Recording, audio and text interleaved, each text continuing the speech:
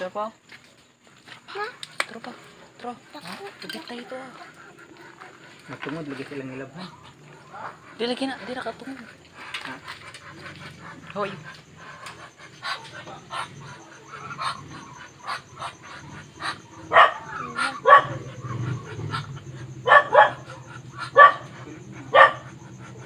Tira.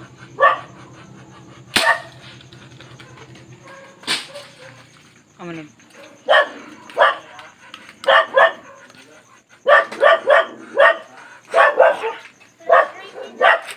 Ayo dia di. Aduh. Masih kuat di terus.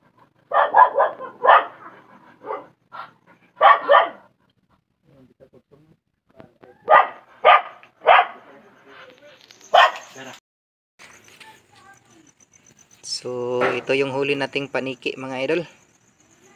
Ang laki. Yan. Try nating lutuin bukas. Kung masarap pa to. The best to daw pag sabi nila pang pulutan mga idol.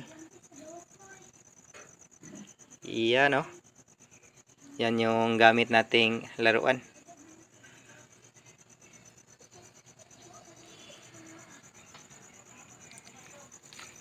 Next for part 2. Luto. Bukas.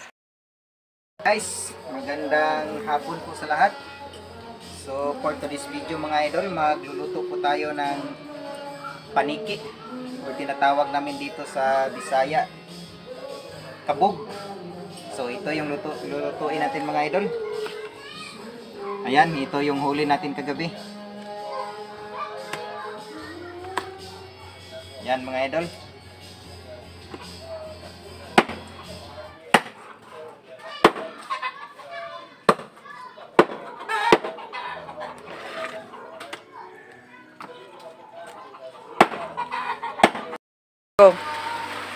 So ito yung mga sangkap na ihanda natin mga idol. Red onion, luya at saka garlic. Ayan. At ito na yung karne natin. Ito yung kabog or paniki mga idol. So ang pagluto natin ngayon nito ay adobo. So kailangan pa natin ito ng mantika, yung tuyo, vinegar at saka paminta mga idol. So tara, let's go. Lulutuin na natin mga idol. Ilagay na natin yung mga idol, garlic. Ayan. Pagkatapos yung red onion at saka luya. Halu-haluin natin mga idol. Ganyan.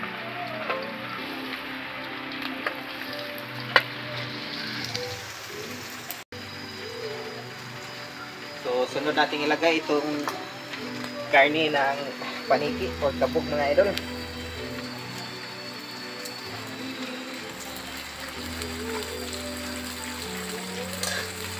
So imikos-mikos natin mga idol.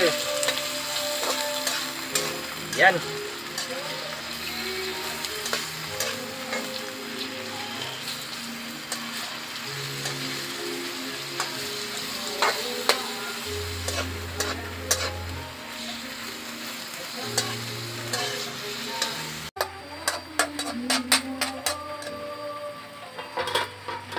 Yan no.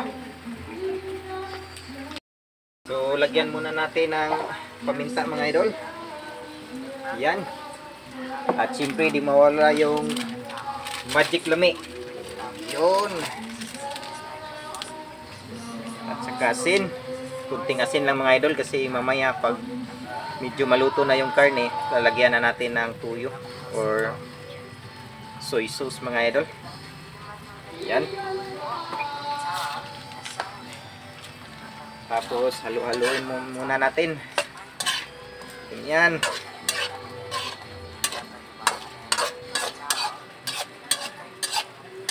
Mahina yung apoy natin mga idol kasi tag-ulan kasi nga dito sa amin ngayon.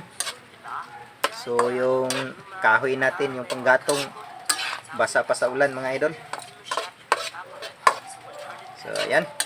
Takpan na naman natin ulit mga idol. So lagyan na natin ng tuyo mga idol.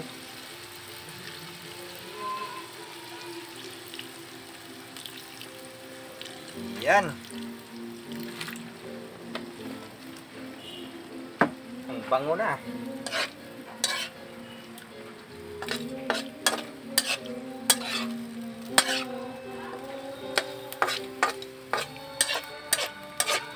So, pagkatapos nito mga idol, palambutin mo muna natin yung karne. So, takpan na naman natin ulit mga idol.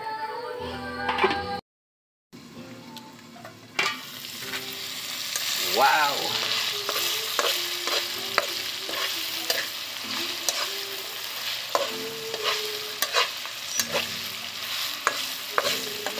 Yan na mga idol. Luto na mga idol. So, hayaan muna natin mga idol na maging parang crispy yung niluto natin mga idol.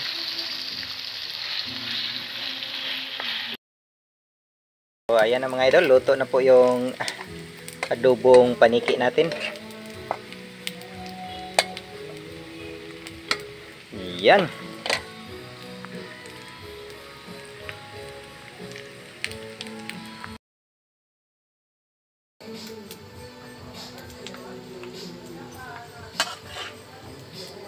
Crispy na kayo ba?